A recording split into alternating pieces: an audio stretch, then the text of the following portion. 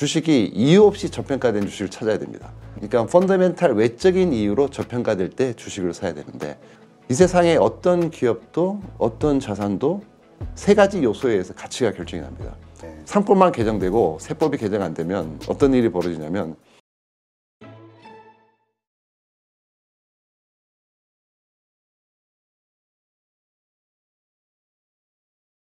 네, 오늘 모신 분은 라이프 자산운용 이채원 의장님이십니다. 안녕하세요. 네, 안녕하세요. 네. 자, 일단 뭐 가치 투자 하면은 가장 먼저 떠오르는 또 우리 이채원 의장님 그 꼽는 분들이 워낙 많으셔가지고요. 지금 시점에서 어떻게 보시는지 모르겠습니다. 이제 금투세 폐지는 됐고요, 법적으로.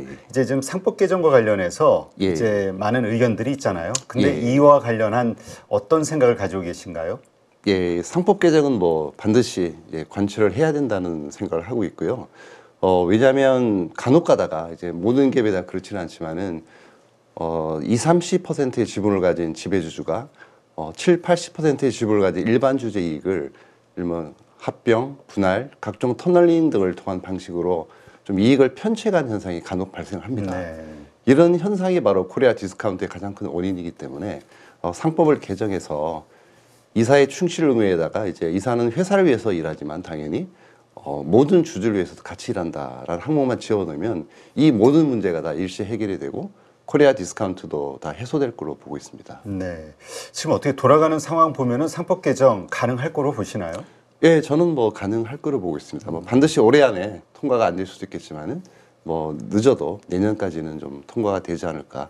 이 대의명분을 거스르기는 어려울 것 같아요. 그렇죠. 지금 보니까 미국 증시라든가 일본 증시라든가 이 외국 해외 투자를 통해서 경험하신 분들이 한국은 왜 이러지? 여기에 대해서 이제 본격적인 그 반항을 좀 반항심을 갖기 시작하는 것 같아요. 그렇습니다. 외국인 투자도 지쳤죠. 한 수십 년간 이렇게 또 당해온 것도 있고. 네. 자, 우리 그 의장님이 항상 하시는 말씀 중에 시시비비도 중요하지만 더 중요한 건 운세다. 운세보다 더 중요한 것은 형세다. 이런 말씀을 하셨는데 이게 어떤 의미인가요? 제가 몇 년 전에 제 친구가 사무실에 찾아와가지고 조선시대 실학자인 이익의 성호사설을 읽었다고 하더라고요. 이게 거의 20권 정도 되는 분량인데, 거기서 보면 독사료 성패라는 이제 항목이 나오는데, 거기에 보면은 이익께서 이제 역사의 성공과 실패를 보면서 뭔가를 깨달으신 거예요. 그게 뭐냐면 시시비비, 옳고 그름도 중요하지만은 더 중요한 건 운세더라. 하지만 가장 중요한 건 결국 시대의 형세다. 이런 말씀을 하셨거든요. 그걸 주식에 이제 대입을 시켜보니까 어느 날 이제 싸고 좋은 주식을 발견을 했는데, 그 주식을 사자마자 마침 그 다음날 뭐 코로나가 터진다든지 뭐 리만 사태가 벌어진다든지 그래서 운이 따르지 않아 가지고 주가가 못 오르는 경우를 많이 봤고, 설사 운이 따라서 뭐 우리가 투자한 기업이 어떤 신약을 개발하는 바이오 기업인데 예를 들면 뭐 완전관해가 나왔어요. 암을 완치를 했어요. 한 명을 완치를 해서 주가가 크게 올라야 되는데, 과거에 보면 바이오 사이클이할 때는 그런 주식들이 나오면 주가가 뭐 10배도 오른 적도 있었고 했는데, 최근에는 그런 게 나와도 주가가 전혀 오르질 않아요. 그러니까 형세가 아닌 거예요. 바이오 사이클이 아니기 때문에. 아무리 좋은 주식도 운이 따르지 않고 또 형세가 따르지 않으면 이제 시세가 나기 어려웠다. 이런 느낌을 많이 받았었죠. 그러니까 결국은 내가 언제 사느냐, 어떤 주식도 중요하지만 언제 사느냐도 참 중요하다는 말씀으로 이해가 되네요. 그렇습니다. 지금 뭐 시국 자체도 사실은 뭐 탄핵 정국인 거잖아요. 그래서 한국 주식이 정말 저평가돼 있어요. 그래서 주식을 샀는데 마침 또 그 다음 날 뭐 비상계엄령이 터지고 이런 전국이 혼란스러워지면서 이제 운이 안 따르는 거잖아요. 하지만 결국은 이제 이 대세, 형세 자체는 밸류업으로 가고 있는 거기 때문에 일본이 뭐 10년 걸린 거를 우리가 하루아침에 할 수는 없는 거고, 최소한 3년, 5년의 시간을 놓고 본다면 지금의 형세는 그래도 한국 시장에 이제 코리아 디스카운트가 없어지면서 점점 기업들이 밸류업 돼서 나가는 그런 국면이라고 생각하고 있습니다. 그렇다면 어떤 분들은 지금은 두렵고 앞으로 불확실성이 너무 크기 때문에 지금은 주식을 살 때가 아니다, 할 때가 아니다, 막 이런 얘기 하시거든요. 그렇죠. 동의하시나요? 아닙니다. 이럴 때일수록 더 이렇게 싸게 살 수 있는 기회다. 그렇죠. 지금 뭐 아시다시피 총체적 난국 아닙니까? 정치적 혼란, 글로벌 경기 둔화, 내수 부진, 뭐 관세 이슈까지 지금 나오고 있기 때문에 더 이상 나빠질 수 있을까? 거의 불확실성의 정점에 다다른 게 아닌가 지금 시점이. 네. 가장 우리가 불안하고 두려울 때 이럴 때 공포를 사야 된다는 그런 경험을 되새기면서 지금은 뭐 당장 뭘 사고 이런 게 아니고 어쨌든 매수의 관점에서 좀 접근을 해야 되는 게 필요합니다. 네. 자, 만약에 이 시점이 어느 정도 좀 불확실성이 제거된다. 그때가 이제 매수 정확한 타이밍이다. 예. 이렇게 보시는 것 같은데 예. 그럼 이럴 때 우리가 사야 되는 주식은 어떤 주식들입니까? 그 전에 그러니까 이러한 예. 불확실성이 오기 전에 막 주도주였던 것들 예. 아니면은 뭐 하여튼 뭐 여러 형태가 있잖아요. 예. 한국 장에서 이러한 혼란스러움 바닥 가운데서 살 수 있는 주식이다. 그러면 어떤 그 특징을 가지고 있는 주식을 사야 될까요? 과거 경험을 보면은 일단은 낙폭과대의 주식들이 반등을 합니다. 네. 기술적 반등도 이제 벌어지기 때문에 뭐 단기적인 관점에서 이제 모멘텀 투자를 선호하시는 분들은 좀 낙폭과대이면서도 좀 과거 주도주였던 성격을 가진 그런 종목들을 뭐 단기 매매할 수는 있겠죠. 네. 하지만 이제 장기적인 관점에서 볼 때 좀 가치 투자자 입장에서 볼 때는 그러한 종목보다는 뭔가 패러다임이 바뀌고 스테이지가 바뀔 때는 과거에 시장을 주도했던 종목들이 그 다음 스테이지의 주도주가 된 적은 없거든요. 네. 그래서 이렇게 시대가 바뀔 때는 뭔가 새로운 주도주가 형성이 되기 때문에 그런 쪽에 관심을 가지고 초기에 진입을 하는 게 좋을 것 같아요. 근데 그 조건은 물론 당연히 싸고 좋은 기업을 이제 찾아야 된다는 게 가장 관건이 될 것 같아요. 근데 그 싸고 좋은 기업 이런 얘기를 하면 어떤 분은 예, 싼 데는 싼 이유가 있다. 맞습니다. 이래가지고 맞습니다. 오히려 안 좋은 기업이다 이렇게 생각하시는 분도 있어요. 싸고 좋은 기업의 맞습니다. 조건은 어떤 겁니까? 맞습니다. 그래서 과거에 처음에 이제 밸류업이 이제 진행이 될 때 저 PBR이 이제 주가가 올랐었잖아요. 네. 근데 PBR이 극도로 낮은 기업은 이제 심각한 문제가 있는 경우가 많아요. 펀더멘털이 너무 안 좋거나 거버넌스가 최악이거나 뭐 그 어쨌든 기업의 실적이 너무 안 좋거나 이런 상황인 거잖아요. 그렇죠. 그래서 보면은 주식이 이유 없이 저평가된 주식을 찾아야 됩니다. 그러니까 보통 그러니까 펀더멘탈 외적인 이유로 저평가될 때 주식을 사야 되는데 그게 어떤 게 이유냐면은 예를 들면 일시적인 기업 실적의 악화 네. 그리고 수급에 의한 저평가 뭐 외국인이 팔아서 뭐 국민 뭐 연금이 팔아서 뭐 이런 경우가 있을 수 있고 그 외에는 시장의 무시, 무관심, 외면, 편견, 네. 오해, 뭐 거래가 안 돼서 레포트가 안 나와서 알려지지 않아서 이런 거는 펀더멘탈 외적인 요인들이잖아요. 네. 그래서 이래서 좀 쓸데없는 이유로 저평가된 기업에만 투자하는 게 진정한 가치 투자고 정말 산업이 안 좋아서 언젠가는 없어질 산업이고 싸긴 싼데 지금은 10년 뒤에는 더 싸질 수 있거든요. 네. 그래서 그런 기업은 절대로 이제 투자를 하면 안 되는 게 핵심이라고 생각합니다. 네. 그래서 진짜 어떤 분들은 가치 투자해가지고 그냥 PER 혹은 자산 예. PBR 이거 예. 보고 이거 싸네?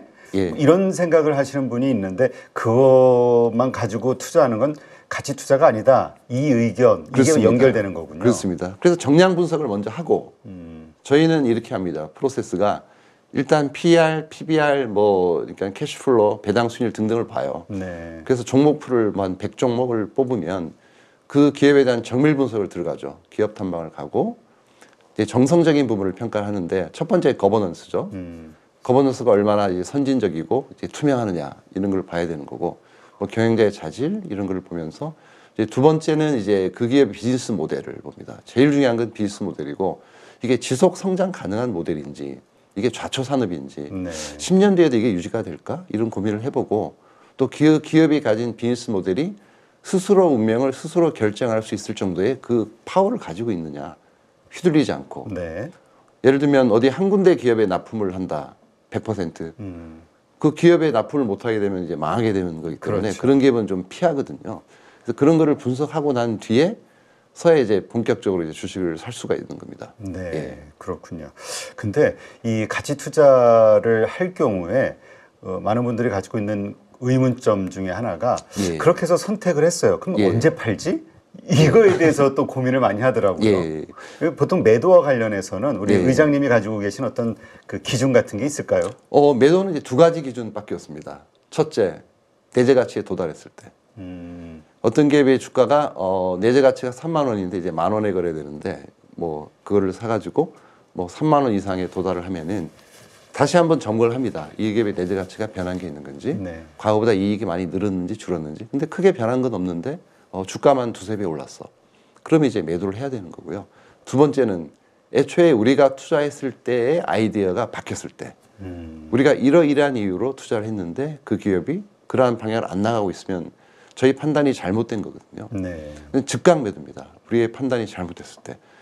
주가가 하락한다고 이제 파는 건 아니고요. 이제 네. 모멘텀 투자는 사실은 주가가 하락하는 게 리스크잖아요. 그렇죠. 리스크에 직면했기 때문에 로스컷을 하는 거고, 근데 가치 투자는 어떤 게 리스크냐면 주가가 하락하면 오히려 더 기회가 오는 거예요. 더 싸지고 더 안전해지는 거고. 근데 기업의 가치가 하락할 때 이제 매도를 해야 됩니다. 근데 기업의 가치가 나빠지면 그건 즉각 매도해야 됩니다. 네, 그렇군요. 지금 말씀하신 대로 그 손절, 예. 그러니까 모멘텀 투자는 자기가 오를 거라고 샀는데 떨어지는 그 자체가 리스크니까 그냥 손절하는 그렇습니다. 건 맞는 예, 거고. 예. 근데 이 가치 투자할 때 나는 오를 거라고 생각해서 샀는데 막 떨어지는 경우들이 있잖아요. 그렇죠. 그러면 그 손절하지 않고 일단 버티는 건가요? 그때 이제 가치를 분석을 해야죠. 그러니까 이 주식이 왜 떨어질까? 실적이 나빠서 떨어질까? 아니면 수급 때문에 떨어질까? 아니면 전체적인 이 혼란 때문에 떨어질까라는 걸 보면 뭐 정치적인 이유로 떨어졌다. 아니면 누군가 팔아서 떨어진 거다. 실적은 잘 나오고 있다. 그러면 더 사야죠. 아무 문제가 없는 건데. 근데 정말 심각한 문제가 있어서 주가가 떨어지면 그때는 고민을 해보고 다시 가치를 계산하고 이제 매도를 하든지 더 애드업을 하든지 이제 결정을 해야 됩니다. 네. 아까 내재 가치에 도달하면 매도를 한다 말씀을 하셨는데 예. 그 내재 가치를 사실 많은 사람들은 뽑지를 못하거든요. 이게 너무 도대체 어렵죠. 얼마짜리 내재 가치를 가지고 너무 있는지. 어렵습니다. 예. 그냥 간단하게 사용하시는 기준 같은 게 있을까요? 원래는 그러니까 그 누구도 삼성전자의 진정한 가치가 얼마인지 지금 모르잖아요. 그렇죠. 뭐 내년에 반도체 기기가 어떻게 될지 우리가 알 수가 없으니까. 근데 보통 흔히 쓰는 방법이 과거에는 그냥 주로 청산 가치로 평가를 했어요. 리퀴데이션 방식으로 해가지고 이 기업을 당장 청산하면 내가 얼마를 찾을 수 있지? 그럼 이 가격 이하로는 가면 안 되는 거잖아요. 근데 이 기업이 이런 평가 방식은 너무 보수적이에요. 네. 예를 들면 이 기업이 매년 100억을 벌고 있는데 그 미래의 캐시플로우를 전혀 반영을 안 한 거잖아요. 그렇죠. 예, 청산하면 안 되는 거죠. 그래서 이 방법은 맞지가 않고 오렌 버핏이 이제 쓰는 방법이 DCF 방식을 씁니다. 디스카운티드 캐시플로우 방식이라고 이 기업이 갖고 있는 현재 비즈니스 모델이 수명이 다할 때까지 벌어들이는 모든 수익을 현재 가치로 할인을 하는 방식인데 너무 어려워요. 그렇죠. 너무 어려워요. 워렌 버핏만 할 수가 있어요. 이거는 미래 환율, 금리, 뭐 성장률을 다 예측을 해야 되는 거기 때문에 불가능하고 그래서 저희가 쓰는 방식은 썸 오브 파츠 방식을 씁니다. 가치 합산법이라고 하는데요. 이 세상에 어떤 기업도 어떤 자산도 세 가지 요소에 의해서 가치가 결정이 납니다. 첫째는 안정성, 네. 둘째는 수익성, 셋째는 성장성. 이 산업이 얼마나 안전하고 얼마나 발전하고 지금 현재 얼마나 돈을 버는지가 중요한데 이 각각의 가치를 합산합니다. 안정성은 이제 자산 가치로 대변을 할 수가 있고요. 네. 그래서 이 기업이 과거에 벌어들인 수익이 있는데 이게 뭐 정기예금에 들어갈 수도 있고 뭐 공장을 샀을 수도 있고 유가증권에 투자했을 수도 있잖아요.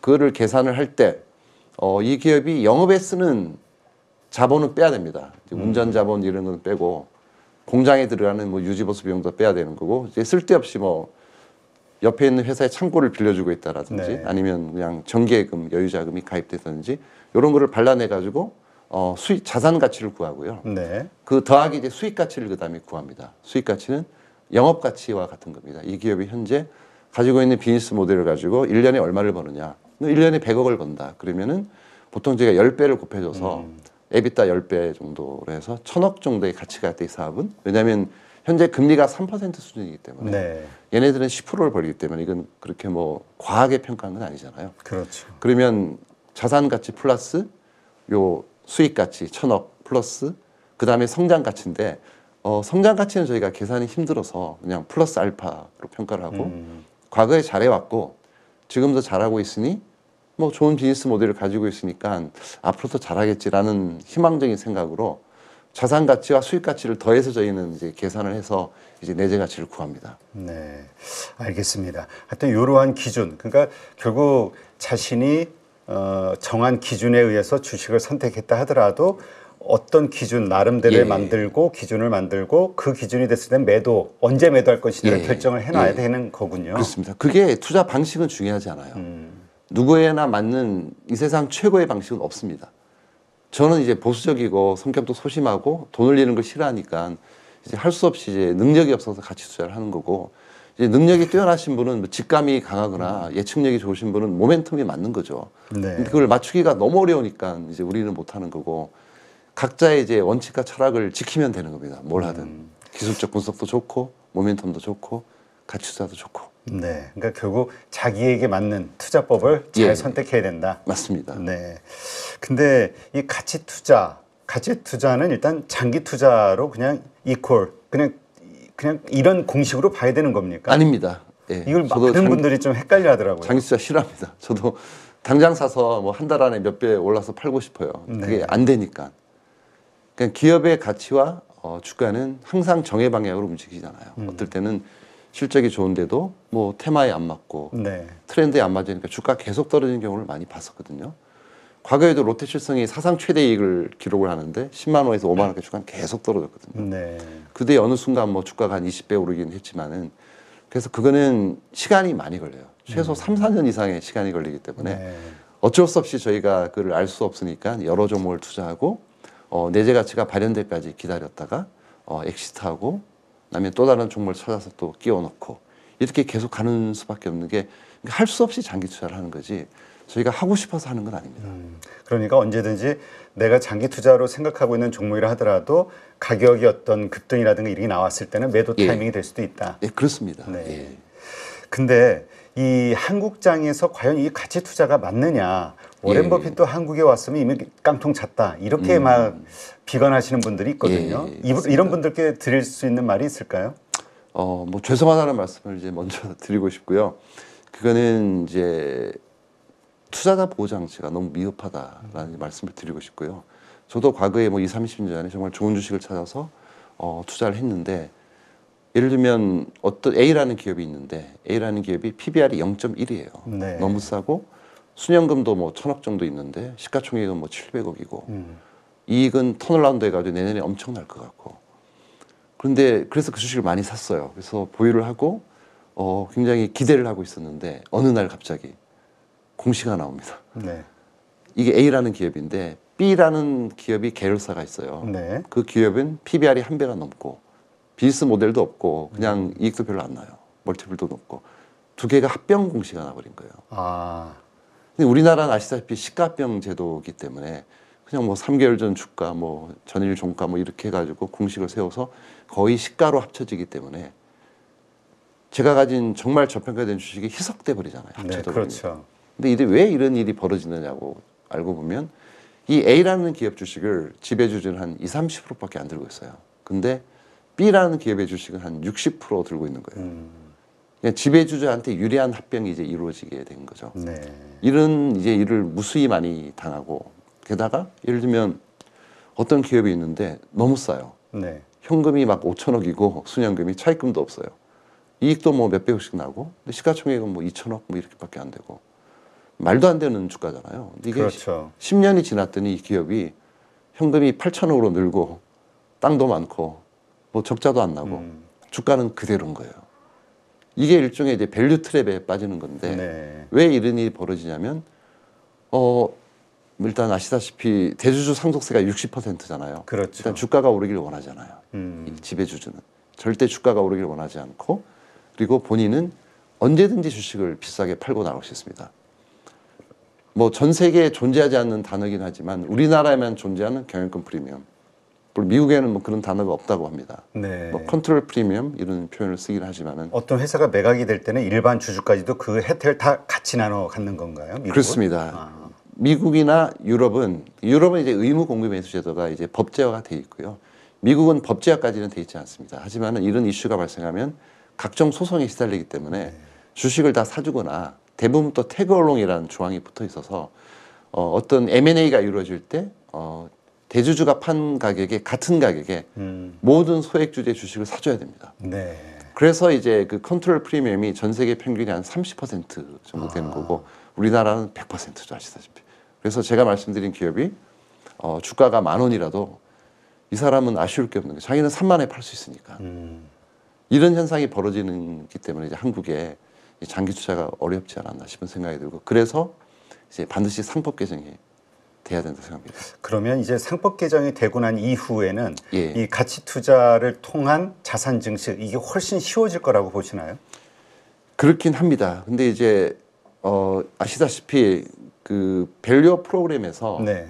원래 추진하던 게 당국이나 이제 그 여당이 추진하는 거는 이제 세제 개편을 통한 인센티브 제공입니다. 네. 세법 개정이고, 그는 이제 당근을 주는 겁니다.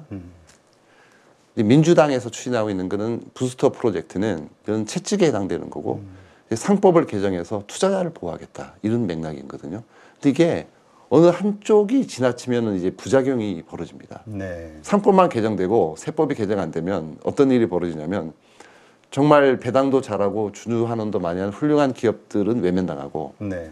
굉장히 비도덕적인 비모랄적인 기업들 탐방도 안 받아주고 배당도 안 하고 뭔가 좀 문제가 있는 기업들이잖아요. 네. 네.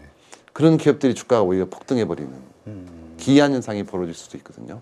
근데 결국은 이제 문제점은 지나치게 과도한 이제 세금들, 배당 소득 분리과세가 안 돼 있고, 그다음에 지금 상속세 같은 경우가 지금 60%는 좀 과하다는 이제 네. 느낌이 들기 때문에 뭐 일본 같은 경우에는 좀 한시적이긴 하지만 가업 승계 시에는 계속 이연을 했다가 네. 나중에 회사를 팔 때 일시에 왕창 세금을 무는 이런 제도를 채택을 하고 있거든요.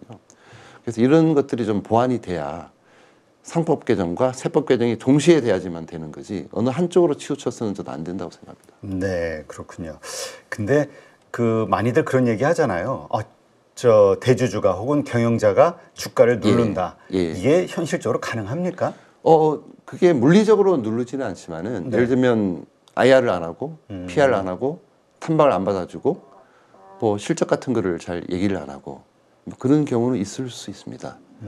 이게 좀 말도 안 되는 케이스이긴 하지만은 심지어는 뭐 어떤 기업은 뭐 주가가 안 올라서 좀 좋다 이사께서 그런 말씀까지 하시는 그냥 상속을 전혀 못 받은 거예요. 근데 그런 문제점들이 물론 이제 자격이 안 되는 이제 승계는 저는 이제 반대하는 편이고요. 근데 잘 하시는 분들도 계시잖아요. 업계는. 네, 그렇죠. 그런 분들한테는 좀 기회를 줘야 되지 않나 승계할 수 있는 기회를. 자격이 안 되는 분들은 좀 승계를 해서는 안 된다고 생각하는 입장이지만. 그렇죠. 그러면 예. 그 본인에게도 예. 그냥 가지고 그냥 물려받아서 좀 예. 편안하게 쓰는 거와 그걸 관리하는 건 또 되게 힘들잖아요. 그렇습니다. 기업을 관리한다는 거. 예, 맞습니다. 하여튼 이러한 것들을 통해서 한국 증시는 분명히 밸류업이 될 수 있다. 이렇게 보시는 거죠. 예, 그렇게 믿고 있습니다. 이게 왜 대의명분이기 때문에 이거는 뭐 당국이 한다고 될 일도 아니고 당국이 안 한다고 안 될 일도 아닙니다. 이거는 시대적, 사회적 흐름과 그 요구에 의해서 가는 거기 때문에 누구도 예를 들면 코리아 디스카운트를 없애겠다는데 누가 나와서 코리아 디스카운트를 왜 없애? 라고 얘기하기는 참 힘듭니다. 그렇죠. 지금 상황. 이거는 그냥 이 대의명분을 누구도 거스를 수 없기 때문에 차근차근 뭐 중장기적으로 좀 진행이 될 걸로 보고 있습니다. 네, 알겠습니다. 지금 우리 시장이 정말 저평가돼 있다. 더군다나 예. 지금 환율이 많이 급락이 돼 있기 예. 때문에 원화 가치가 이 외국인의 입장에서 볼 때는 정말 더 저평가돼 있는 시장이다. 예. 그럼에도 불구하고 안 사는 것은 우리가 그만큼 문제가 있던가 아니면 지금도 싼 게 아닐 수 있다. 예. 이제 막 떨어지니까 별의별 의심들이 막 나오는 거예요. 예. 이런 것들에 맞습니다. 대해서 어떻게 생각하시나요? 특히 뭐 최근에 뭐 이 탄핵 전국 때문에 그런 게 좀 불거진 것 네. 같고요. 사실은 연초에 꽤 샀었습니다, 외국인들이. 그렇죠. 생각해 보면 그때 예. 대통령이 밸류업에 대해서 상법 개정 그렇습니다. 얘기하고 예, 이랬을 때였던 예. 것 같아요. 20조 가까이 샀었는데 한 6개월 동안 단기간에 역대 최고입니다. 네. 그 기간으로 봐서는.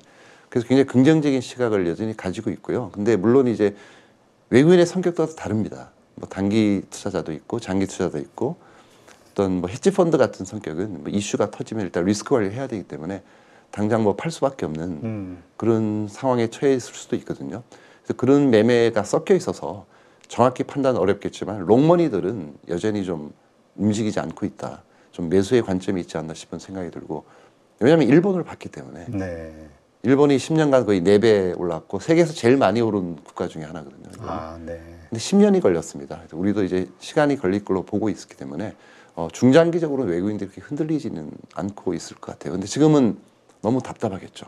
그렇죠. 총체적 난국이기 때문에 뭐 내수 부진하지, 뭐 중국 수요도 부진하고 글로벌 경기도 좀 애매하고 네. 성장 동력이 좀 없는 것 같다. 한국 주식에 이런 생각도 할 수 있는데 지금은 이제 정치적 혼란이 해결이 되면은 제 생각에는 당장 해야 될 거는 뭐 금리 인하하고 돈을 풀지 않을까 싶은 생각도 들어요. 일단 내수가 너무 안 좋기 때문에 네. 내수 부양을 해야 될 시기입니다. 지금은 네. 좀 어느 정도 대가를 지불하더라도 이건 경기를 살려야 된다고 생각합니다. 그렇게 되면은 좀 훨씬 좀 상황이 나아지지 않을까. 네. 지금이 최악이다 이런 생각을 많이 합니다. 네. 근데 그 이제 우리 의장님도 이제 이 주식 금융 쪽에서 이제 오래되셨으니까 예. 뭐 금융 위기, 뭐 IMF다 예. 이렇게 경험을 예. 해보셨잖아요. 예. 어떻습니까? 그때마다 나왔던 게 기업들의 실적 문제, 뭐 예. 여러 가지 문제가 있었는데 예. 지금도 그런 하나의 그 일부분으로 봐야 될지 아니면 지금 그때와 지금은 인구 구조도 줄어들고 있고 예. 그 다음에 우리 경제 성장률 자체가 지금 역성장으로 가고 있고 뭐 완전히 펀더멘털이 달라졌다라고 생각하시는 분들도 있거든요. 예. 근데 이게 제가 36년째 이 업에 네. 종사하고 있는데 어떤 새로운 위기가 오면 그게 가장 큰 위기로 받아들여지는 것 같아요. 그렇죠. 옛날 걸 잊어먹어요. 근데 IMF 때 한번 생각해 보세요. 국가부동. 그랬죠, 그거는 그때는. 예, 코스피 뭐 300이 깨졌었고 거의 진짜 살아남을 수 있을까? 이런 걱정을 생계 유지 걱정했었거든요. 네. 그 리만 사태만 해도 그랬죠. 예, 굉장했었고 그 글로벌 금융위기였죠. 그때는 각각의 위기가 다 달랐지만은 지금의 위기가 항상 새롭게 느껴지고 더 크게 와닿지만은 과거를 돌이켜 보면 지금 그 정도는 아니다. 네. 라고 생각을 하고 있고 지금 어쨌든 글로벌 금융 시스템이 무너질 것 같은 큰 위기는 안 올 것 같고 그렇다고 뭐 경기가 벌떡 일어날 것 같지도 않고 그런 국면이어서 저희는 좀 중립적인 시각을 가지고 있어요. 엄청 좋아질 것 같아, 나빠질 것 같아는 아니고 그래도 뭐 버티고 갈 수 있는 상황이다 지금은. 그리고 우리는 이겨낼 수 있다 대한민국은 그런 믿음을 가지고 있고 아시다시피 이렇게 회복력이 빠른 국가도 드물어요. 그러게요. 지금 처음에는 되게 부정적인 뉴스들이 외신에서 나오다가 예. 지금은 또 예. 저 회복력, 뭐 그렇습니다. 민주주의, 뭐 자본주의의 회복력 예. 이런 얘기들이 나오는 것 같아요. 2016년도에서 그때도 정말 어려웠지만은 회복을 빨리 했거든요. 네. 저는 뭐 그렇게 좀 낙관적인 시각을 가지고 있습니다. 네. 자, 그렇다면 지금의 이런 어려운 환경들이 바뀌고 이제 새로운 시장, 그러니까 새로운 시작이 될 때 이제 새로운 또 주도주들이 나올 수 있다. 혹은 예. 새로 재평가받는 섹터들이 나올 수 있다 말씀하셨는데 예. 가치 투자도 그냥 단지 그 싼 것만 찾는 게 아니라 그런 것도 같이 염두에 둬야 예. 된다 말씀하셨잖아요. 예. 앞으로 좀 주도를 이끌 만한 그런 섹터들을 구분을 어떻게 하시나요? 섹터 구분은 정말 어렵습니다, 사실은. 그래서 지금 그리고 시대가 좀 바뀌어서 어떤 섹터가 군을 이뤄서 올라가기보다는 그 섹터 내에서 종목별로 차별화돼서 가는 시장의 흐름이 더 맞는 것 같아요. 그렇죠. 예, 바이오장이 와도 모든 바이오가 하는 게 아니고 정말 좋은 것만 가고 배터리가 올라도 정말 좋은 배터리만 올라갈 것 같고 뭐 그런 식으로 좀 움직이기 때문에 섹터에 대한 관점보다는 섹터가 정말 안 좋아도 저는 오히려 그게 좋아요. 업황이 너무 안 좋은데 어떤 한 기업만 돈을 벌어요. 네. 그러면 너무 좋거든요. 근데 업황이 다 좋아서 다 같이 돈을 번다. 그럼 업황이 나빠지면 다 나빠지는 거고 경쟁도 치열해지고 이게 뭐 증설하고 그러잖아요. 좋아지면. 그렇죠. 근데 업황이 최악인 산업은 증설이 없어요. 하긴 증설한다는 거는 예. 앞으로 뭔가 매출이 증가한다는 자신감인 거죠. 예. 그래서 안 좋은 쪽에서 오히려 기회를 찾아보고 계속 지금 증설하기는커녕 공장을 문을 닫고 있는 그런 업종들이 있잖아요. 근데 네. 어떤 기업은 버티는 거예요. 엄청 벌지 못해도 뭐 적자도 안 나고 그런 대로 버틴다. 근데 이게 구조조정이 끝나면 이 기업은 엄청나게 좋아지고 주가가 오를 것 같거든요. 네. 지금 어쨌든 좀 소외주의 반란, 소외주의 역습 이런 고민을 좀 해봐야 될 것 같고 지금 그래서 정치 혼란이 좀 진정이 되면은 아까 말씀드렸지만은 뭐 내수 부양을 하면 혹시 내수 소비재가 지금 너무 안 좋거든요. 네, 그렇죠. 근데 그 중에서 버티는 기업들이 또 있어요.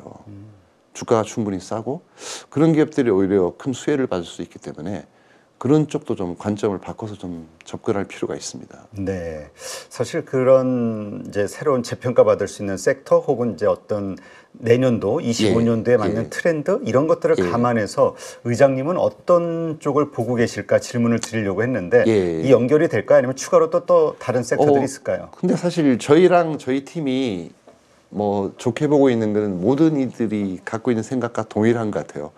저희 뭐 바이오 헬스케어 좋아요. 네. 좋아하고 왜냐하면 인류가 해결해야 될 부분이기 때문에 에너지 부분도 좋아합니다. 신재생도 좋아하고 그다음에 이제 자동화에 관련된 AI 쪽도 너무 좋아하는데 뭘 사야 될지 모르겠어요. 솔직히 말씀드리면. 근데 저희도 사실 2년 전부터 고민했던 게 저희가 해외 펀드가 없었어요. 아, 네. 엔비디아가 너무너무 사고 싶은 거예요. 2년 전에. 근데 이거를 살 수 있는 펀드가 없으니까. 그래서 이거 펀드 성격이 거기에 맞는 국내 펀드였고 이게 좀 승인도 잘 안 나가지고 과거에 뭐 라임 사태 이후에 좀 3호 펀드가 좀 승인이 안 났습니다. 그래서 지금은 뭐 저희가 이렇게 너무 많이 올랐기 때문에 생각은 없었지만은 그런 식으로 생각해 보면 이제 국내 기업 쪽에 그런 주도 업종이 좀 부재하다. 저희가 좋아하는 업종은 이 업종 좋아는 합니다. 근데 막상 투자하니까 좀 사기가 어려워서 네. 저희가 또 분석할 능력도 좀 부족하다 보니까 할 수 없이 이제 다른 쪽에도 이제 관심을 가지고 있고 지금 현재는 좀 소외되고 돈은 잘 버는데 저평가돼 있고 시장의 오해나 이런 어떤 무관심 이런 것 때문에 좀 소외돼 있는 그런 기업들을 좋아하고요. 네. 뭐 올해 같은 경우는 사실 뭐 금융주 좋아했었죠. 근데 주가가 꽤 올랐기 때문에 많이 올랐죠. 예, 지금은 여기서 뭐 신규 매수하기에는 좀 살짝 더 갈 것 같긴 하지만 좀 부담스럽다. 이런 정도의 입장을 좀 가지고 있고 섹터로 보기는 뭐하지만 카테고리로 봐서는 저희는 여전히 고배당과 지주사 두 개를 가장 좋게 보고 있고요. 일단은 지금 논의되고 있는 것들이 배당 소득 분리과세는 좀 가능하지 않을까. 네. 상속세는 사실 전 국민적인 동의가 필요하기 때문에 그렇죠.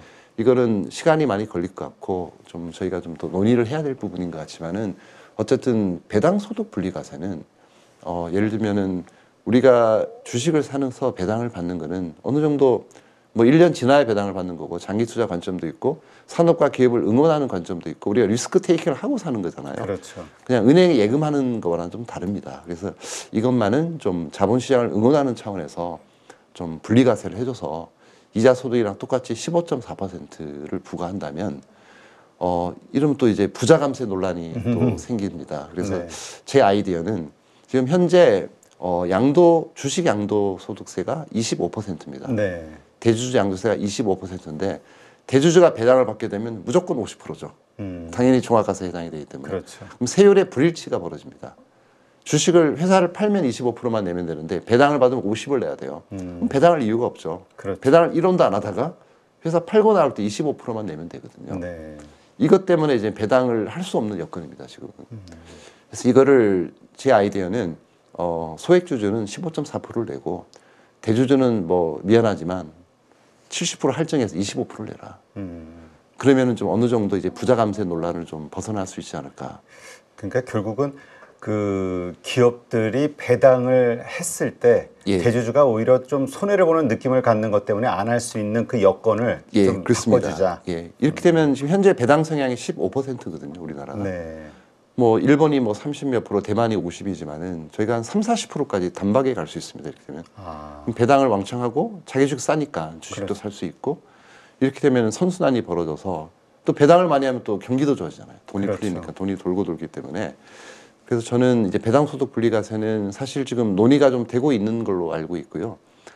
이거는 될 가능성도 꽤 있다고 보고 있습니다. 네. 이것만 돼도 코스피는 상당히 좀 좋아질 것 같아요. 물론 상법 개정과 함께. 예, 상법 개정과 함께 같이 되면. 조금 전에 이제 바이오주를 헬스케어 이쪽을 좀 좋게 보신다고 했어요. 예. 이게 이제 사실 기술주. 예. 우리가 이제 전통적으로 생각하기에 가치 투자하시는 분들은 쳐다보지 않는 섹터 이렇게 생각을 했는데 예. 혹시나 이 바이오를 포함한 이 기술주들에 대해서 예. 가지고 계신 어떤 투자의 관점, 기준 이런 게 있을까요? 아까 말씀드렸지만은 가치 판단의 세계 기준은 안정성, 수익성, 성장성이잖아요. 사실은 이 성장주 투자, 가치 투자에 헷갈리시는데 성장성이 아주 높은 주식을 알려지지 않을 때 아무도 모를 때 엔비디아를 몇 년 전에 사신 분은 진정한 가치 투자죠. 정말 대단한 성장주이지만 그렇죠. 성장 가치 투자인 거죠. 뭐 자산주 좋아하시는 분은 뭐 자산 가치 투자일 수 있고 PER 낮은 거 사시는 분은 수익 가치주 투자겠지만은 이 모든 게 합쳐진 게 이제 가치 투자이기 때문에 정말로 좋은 기술주를 남들이 알아주지 않을 때 본인이 이해도가 높으신 분이 그걸 사서 장기 투자하는 거는 정말 훌륭한 이제 가치 투자라고 생각합니다. 네. 근데 문제는 이제 이해하기가 어려운 게 이제 문제죠. 바이오나 이런 산업들은. 그렇죠. 참 어렵죠. 예. 근데 이해하기 쉬운 분도 계시잖아요. 직종에 계신 분들. 의사, 약사, 뭐 예를 들면 환자분도 네. 본인이 약을 직접 투입받고 병이 났어요. 그럼 그 주식 사면 되는 거 아닙니까? 그런 식으로 접근을 해야 되고 저희보다 훨씬 나아요, 경쟁력이. 저희는 잘 모르거든요. 저희가 결국은 바이오를 아무리 열심히 분석을 해도 결국은 그 약을 투입한 환자분도 만나봐야 되고 교수님 의견도 들어봐야 되고 의사, 약사분들 의견 다 듣고 판단을 해야 되는데 그게 좀 쉬운 판단 아닌 것 같아요.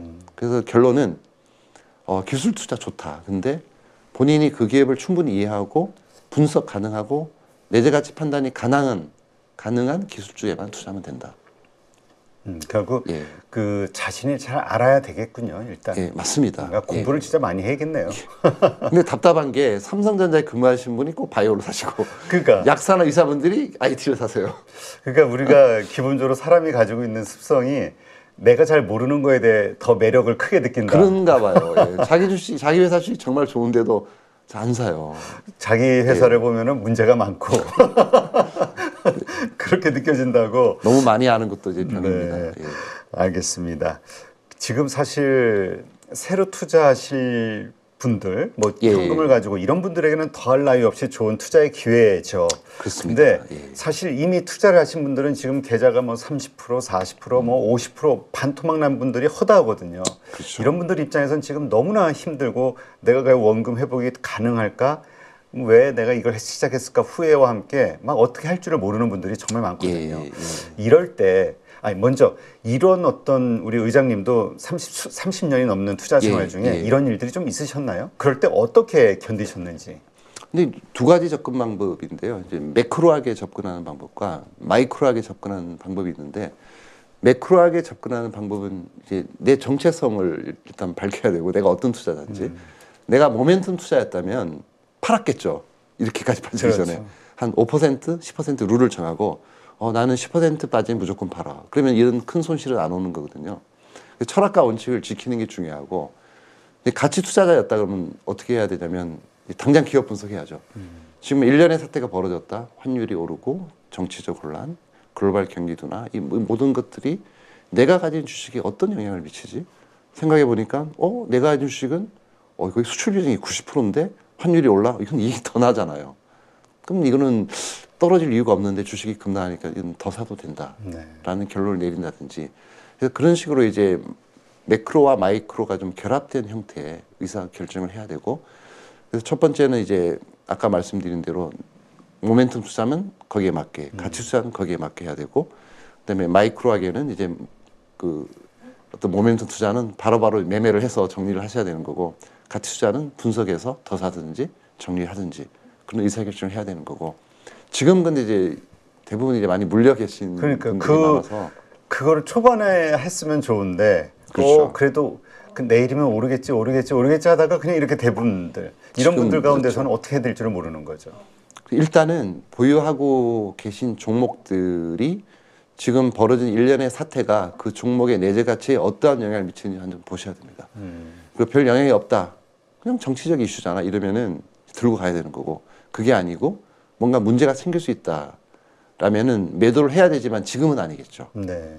주식이라는 게 어쨌든 기술적으로 어쨌든 낙폭이 한 50% 정도는 이제 회복을 하는 기회는 주는 거잖아요. 그러면 기회를 기다렸다가 반등할 때 미리 준비를 했다가 반등할 때 이제 의사결정을 하시는 게 좋을 것 같아요. 알겠습니다. 그러한 기준으로 지금 이렇게 그러니까 하여튼 최근에 일어나는 것들을 봐도 막 그 투매 막 예, 공포 속에서 예, 하는 그 투매 예. 이런 것들을 통해서 손실을 보는 분들이 정말 많더라고요. 이게 심리를 안정시키지 못해서 그런 거죠. 맞습니다. 그게 두려울 때는 어떻게 해야 됩니까?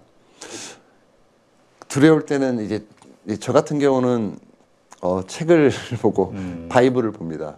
저는 가치 투자자이기 때문에 이제 벤저민 그레이엄이나 워렌 버핏의 책을 보면서 내가 잘못된 건지 시장이 잘못된 건지 이제 고민을 하고 그러고 나서도 이제 결론이 잘 안 나온다. 네.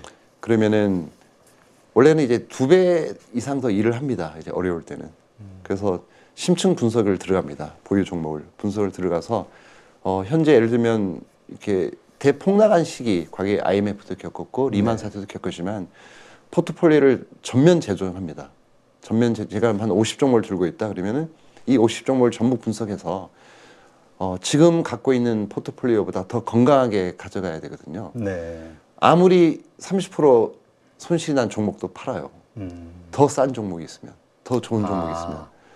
그래서 덜 싼 종목을 팔아서 더 싼 종목으로 갑니다, 저는. 덜 매력적인 종목을 팔아서 가장 매력적인 종목으로 가고 좀 비중을 늘리고 집중 투자를 해요. 그 시점에서는. 그래서 예를 들면 3%씩 뭐 30개를 들고 있었으면 한 5%씩 20개로 줄였어요.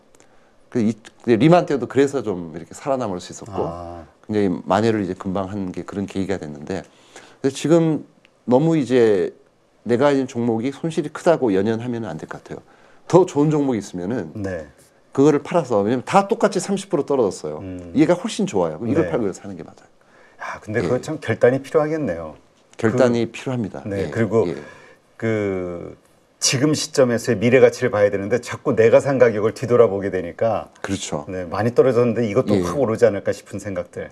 그럴 수 있죠. 그럴 수 있죠. 그러니까 결국은 그러한 것들을 심리를 이기면서 냉철하게 판단하고 결정하는 게 필요하겠네요. 투자자에게는. 예, 그렇습니다. 이게 주식 투자라는 게 미치도록 주식을 사고 싶을 때 이제 팔아야 되는 거고 너무나 두려워서 모든 주식을 다 내주고 싶을 때가 바닥인 경우가 많아서 이거를 이겨내지 못하면 투자에 성공하기 어렵습니다. 네, 알겠습니다. 하여튼 그 소위 종목 갈아타기 우리가 쉽게 이렇게 얘기하는데 그러한 형식 그러나 그 전에 아까 말씀하신 대로 정말로 더 싼, 더 매력적인 주식을 찾아내는 것이 중요하겠네요. 그것이 선행됐을 때 하고 바로 갈아타는. 맞습니다. 네, 알겠습니다.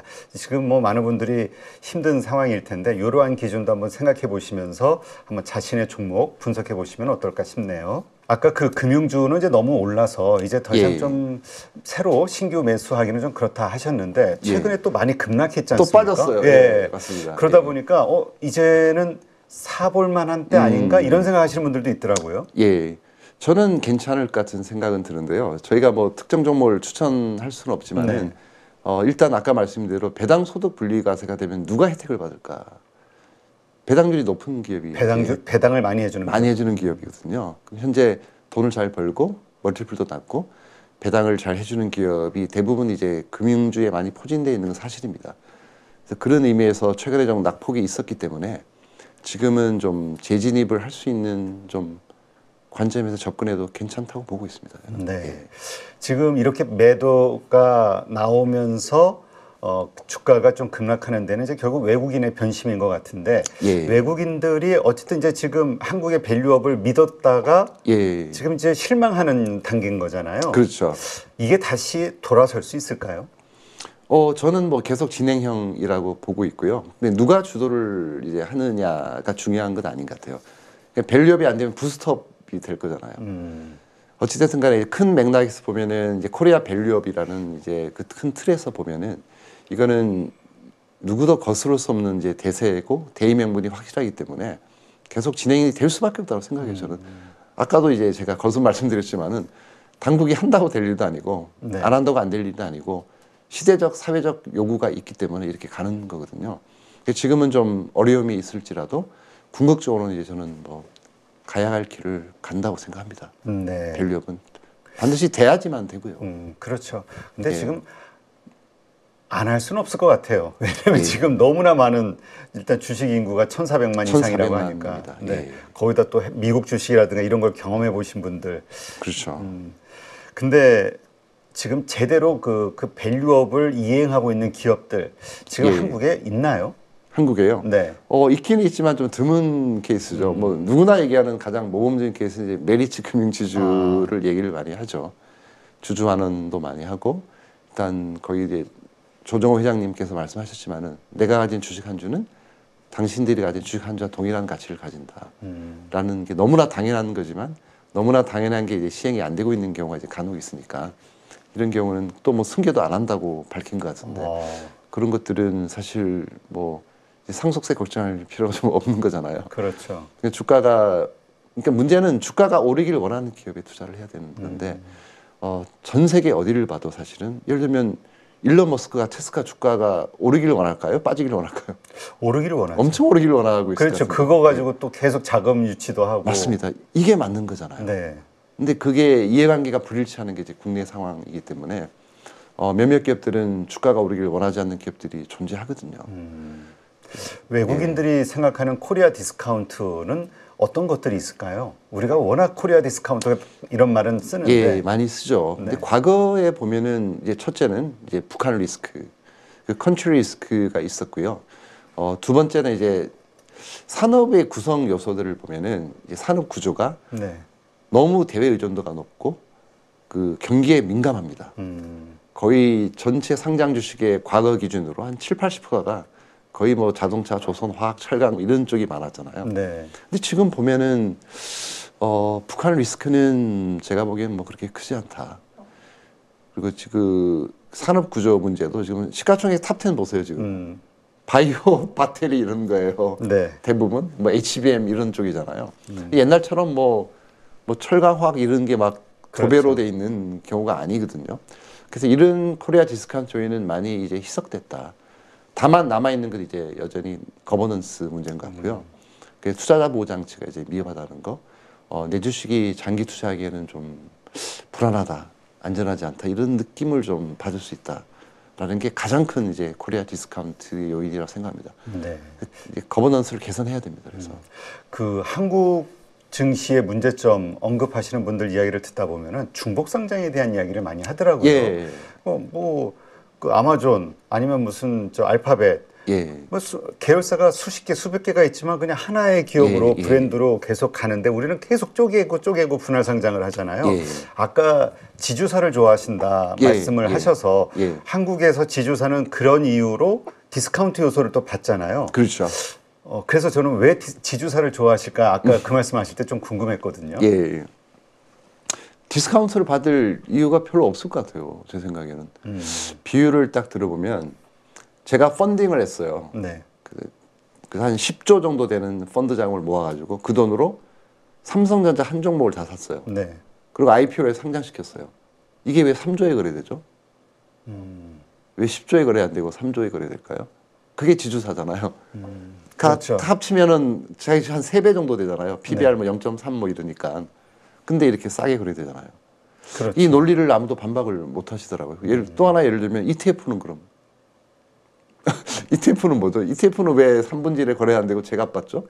그렇죠. 중복 상장이잖아, ETF. 그런 논리로 따지면 지주사도 ETF와 마찬가지로 그 중복 브랜드를 상장이잖아요. 가진 예. 기업들의 지분을 가지고 있으면 그 지분만큼의 가치가 제 가격인 건데. 네. 자동차 ETF, 자동차 주식 사서 상장시킨 거잖아요. 중복 상장이잖아. 네. 근데 왜 제값 받죠? 이거는 저는 좀 음모론적인 시각으로 보면은 우리가 좀 휘둘리고 있는 게 아닌가, 뭔가. 뭔가 어떤 고정관념에. 아니, 지주사 같은 경우는 주가가 오르길 원하지 않는 기업도 있을 것 같거든요. 상속세 때문에. 그렇죠. 네. 아니, LG화학이 예를 들면 LG엔소를 스핀오프 시켰어요. 물론 기본적으로는 물적 분할이 문제가 있어요. 네. 인적 분할이 맞습니다. 네. 왜냐하면 투자자는 다 다양하기 때문에 정체성이 다 다르잖아요. 그렇죠. 뭐 LG화학의 레거시, 올드 비즈니스를 좋아하시는 분, 석유화학 이런 게 좋은 분도 있고, 그다음에 이제 새로운 산업, 배터리를 좋아하시는 분이 있어요. 섞어 놓으니까 문제인 거잖아요. 그렇죠. 인적 분할하면 깔끔한데 이거를 물적 분할을 하니까 이게 골치 아프게 되는 건데, 근데 기본적으로 봤을 때는 제가 LG화학 투자자라면은 뭐 어쨌든 LG화학이 수십 년간 가진 노하우로 뭔가 새로운 걸 만들었어요. 거의 100조 되는 가치를 만들어서 네. 스피ን오프 돼서 실현됐어.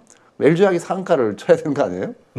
이왜 그러네. 또 말씀 듣고 보니까. 저는 이게 음모론인 것 같아요. 괜히 이상한 공식을 누가 의도했건 간에 누구 좋은 일을 시키는 거 있다 생각이 드는 거예요. 이거 완전 우리가 당하고 있는 게 아닌가 이거는. 정말 기업의 가치는 올라가는데 주가는 떨어져? 그러면 상속세는 훨씬 덜 내도 되는 거잖아요. 상속세. 네. 결국은 그래서 이제 이러한 것들이 해결이 되면 상법 개정과 함께 그 세제 예. 이런 것들이 개혁이 되고 나면 그 다음에는 지주사도 좀 완전히 다른 평가를 받을 수 있다 이렇게 보시는 건가요? 그럴 수 있죠. 물론 중복 상장 문제 있죠. 수급적으로 어쨌든 뭐가 많아지니까. 그렇죠. 예, 수급적인 요인은 이제 악재이기도 하지만은 어쨌든 우리나라의 아까 말씀드린 그 경영권 프리미엄이 100%잖아요. 그렇죠. 그럼 예를 들면 SK가 갖고 있는 SK텔레콤을 판다. 그럼 지금 가격에 파나요? 프리미엄을 받고 팔겠죠. 프리미엄 엄청 받겠죠. 근데 지금 밸류에이션은 지금 가격에 3분의 1로 파는 걸로 돼 있는 거잖아요. 네. 그게 좀 이해가 안 가는 거죠. 세금 감안해도 그래도 더 비싸야 된다고 생각하거든요. 모든 권한을 다 지배하고 있잖아요. 그렇죠. 핵심 기업이고 이거는 정말 핵심입니다. 지주사야말로. 그래서 일단은 시장의 오해로 인해서 좀 내재가치 외적인 요인으로 저평가되고 있다는 생각을 하고 있기 때문에 뭐 당장은 아니겠지만 궁극적으로는 이런 문제들이 해결이 되면 저는 뭐 좋아질 거라고 보고 있습니다. 네. 밸류업 ETF를 만드셨나요? 예, 한국투자신탁이랑 협업을 해서 이렇게 만들었습니다. 거기에는 어떤 기준으로? 왜냐하면 이번에 그 거래소에서도 밸류업 ETF 만들었잖아요. 예. 그거에 대해서는 좀 비판이 많았던 것 같거든요. 예. 어떤 기준으로 그 밸류업 ETF를 만드셨는지 궁금합니다. 저희는 일단은 저평가 플러스 대형주 플러스 이제 주주하는 정도로 해서 기본적인 틀을 잡고 네. 이제 기본 종목을 이제 한 30여 종목을 뽑고 그 다음에는 이제 저희가 투자한 모든 기업에 레터를 보내고 저희가 좀 제안을 할 생각입니다. 좀 요런 거를 좀 이렇게 바꿨으면 좋겠다라든지 세 가지 측면에서 저희가 좀 제안을 할 건데 첫째는 좀 선진적인 거버넌스에 관련된 문제, 두 번째는 효율적인 재무 전략, 차입금이 너무 많다든지 너무 적어도 문제고 네. 그런 부분에 대한 이제 뭐 컨설팅 역할을 저희가 할 수 있을 것 같고 세 번째는 이제 합리적인 주주 환원. 네. 주주 환원은 나중 문제거든요.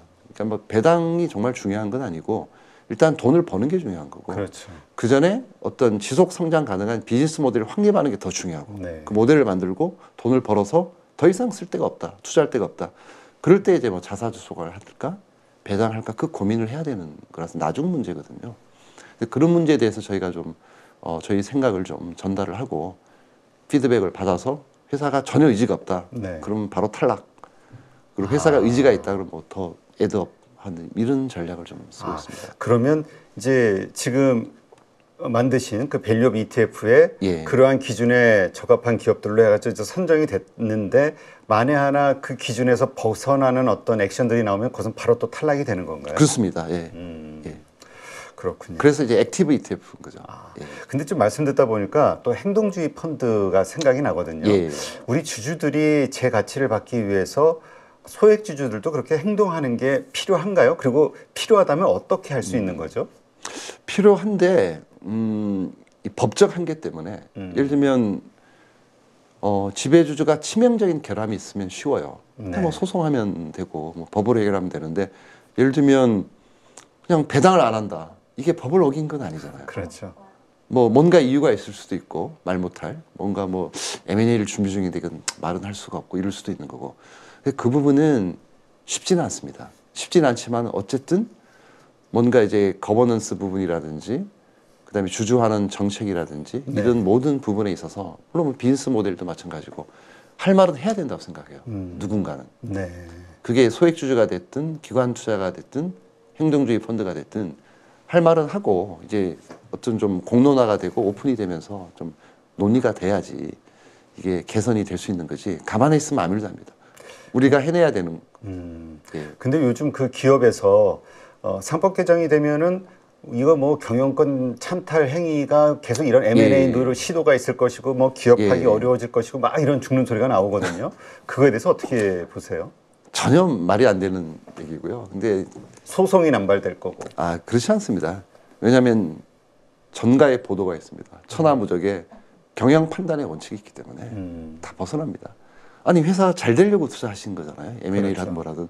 아니 말아먹으려고 투자하십니까? 아니잖아요. 정말 잘 되려고 돈을 벌려고 M&A를 했는데 그 실패했다. 그게 문제가 있어요. 경영 판단의 원칙입니다.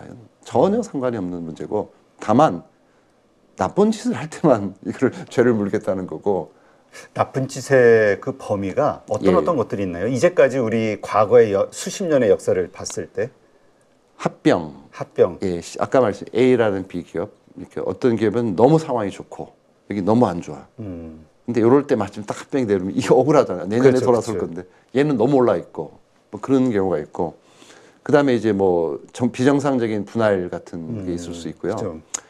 그 외에는 터널링이라 그래가지고 뭔가 예를 들면 이런 케이스가 있어요. 어떤 기업이 있는데 비상장 알짜 기업이 있어요. 네. 이거를 팔아버리는 거죠. 근데 우리가 보기엔 참 팔기 아까운데 네. 이거를 뭐 지분을 일부를 팔 수도 있고 다 팔 수도 있고 그래서 이러한 이익이 뭐 딴 데로 뭐 새나갈 가능성이 있는 거고 이건 뭐 알 수가 없겠지만 그렇죠. 그런 이제 불확실성 같은 것들 때문에 이제 개정을 해야 된다는 이제 그런 논리인 거죠. 예. 그래서 지금 그 여당에서 만든 그 세법 예. 개정안, 예. 네, 그것을 통해서 그 물적 분할에 대해서는 막을 수 있다 이런 그래서 이제 물적 분할은 다시는 걱정하는 그런 일은 예. 없을 것이다 이렇게 얘기하는데 예. 지금 상법 개정을 요구하는 쪽에서는 문제는 그것만이 아니다. 그래서 뭐 다른 여러 가지를 이야기하는 건데 지금 말씀하신 이게 거기에다 포함이 되는 거군요. 그러니까 이제 뭔가 법을 만들면 또 피해 가겠죠. 아. 만들면 또 피해가. 그러니까 원천적으로 막아야 된다. 예. 계속 피해 갑니다.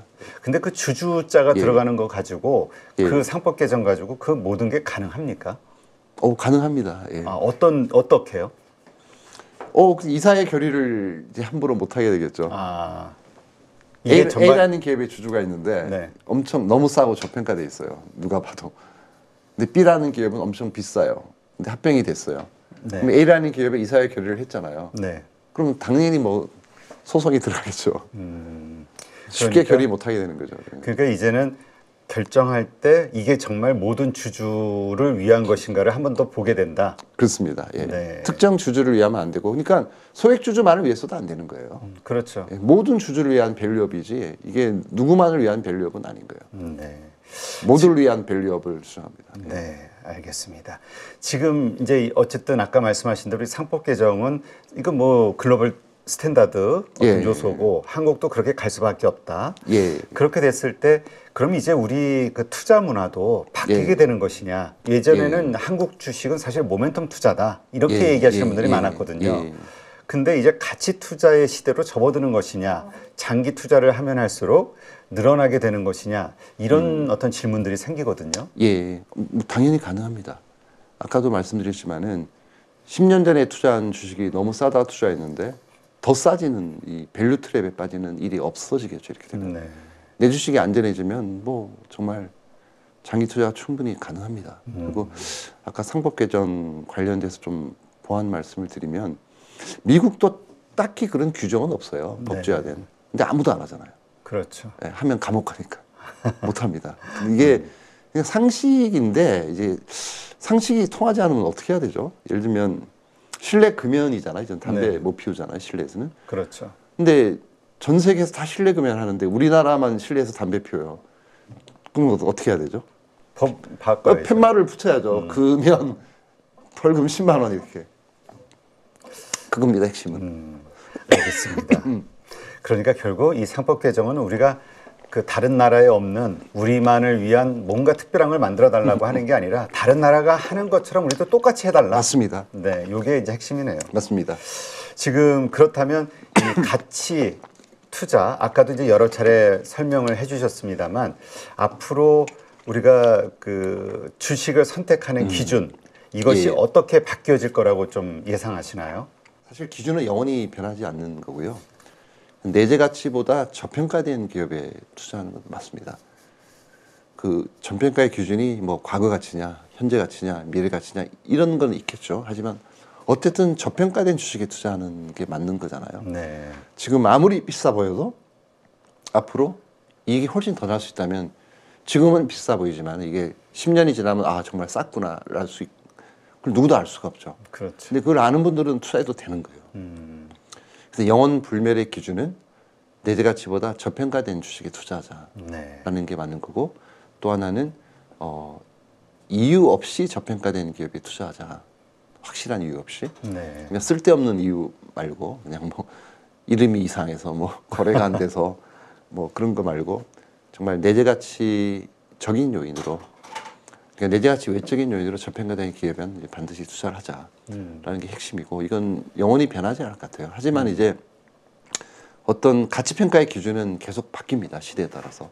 예전에는 그냥 뭐 땅을 얼마나 갖고 있느냐, 현금이 얼마냐 이런 자산 가치만 평가했다면 워렌 버핏이 등장하면서 이제 어떤 프랜차이즈 밸류라는 이제 네. 새로운 개념이 나왔고 사전에서는 보면은 이게 뭐 가맹점이란 그런 의미 말고도 이제 독점 판매권 네. 이런 게 나오는데 정확히 번역하기가 힘들어요. 해자, 뭐, 지배력, 경쟁력 이런 게 어우러진 게 프랜차이즈 밸류인데 이게 브랜드 밸류가 높다고 프랜차이즈 밸류가 높은 건 아니에요.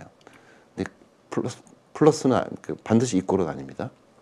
예를 들면 소비자의 기호나 어떤 규모의 경제가 결합한 형태의 프랜차이즈, 그러니까 이제 뭐 코카콜라 같은 거고, 뭐 어떤 명품 브랜드들 에르메스나 뭐 루비통 이런 걸 수도 있고, 그게 뭐 초코파이나 신라면 뭐 이런 걸 수도 있고, 그리고 뭐 더 지나다 보면은 뭐 특허, 독점 판매권, 뭐 로얄티 받는 거, 콜컴이 받는 거, 뭐 제약 뭐 특허료 받는 거 수도 있고, 그다음에 지위적 이점에도 발생할 수 있고, 어떤 뭐 항만 하역을 해야 되는데 그 두부카에 땅이 있어야 되니까 없으면 못하는 거. 시멘트도 운반 비용이 너무 많이 드니까 그렇죠. 광산 끼고 공장이 같이 있거든요. 광산을 깎아서 이렇게 계속 나르기 때문에 그런 것들. 그리고 최근에 새로 나온 게 또 있죠.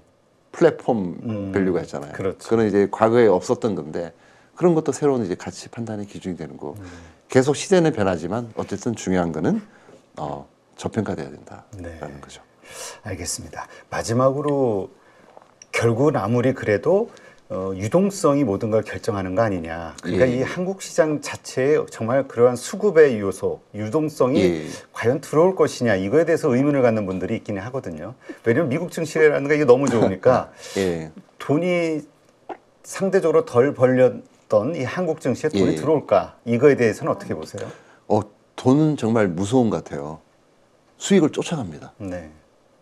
제가 과거에도 설명해서 돈은 그러니까 물은 이제 위에서 밑으로 흐르잖아요.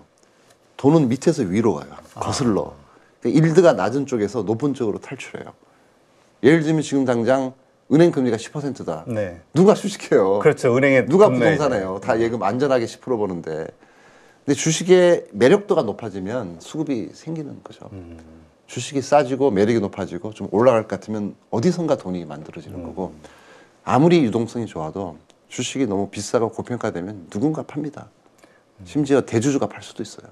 너무 비싸지면. 그렇죠. 하긴 그래서 대주주가 팔면은 이거 고점 신호다 이런 얘기를 많이 하죠. 그런 말도 있죠.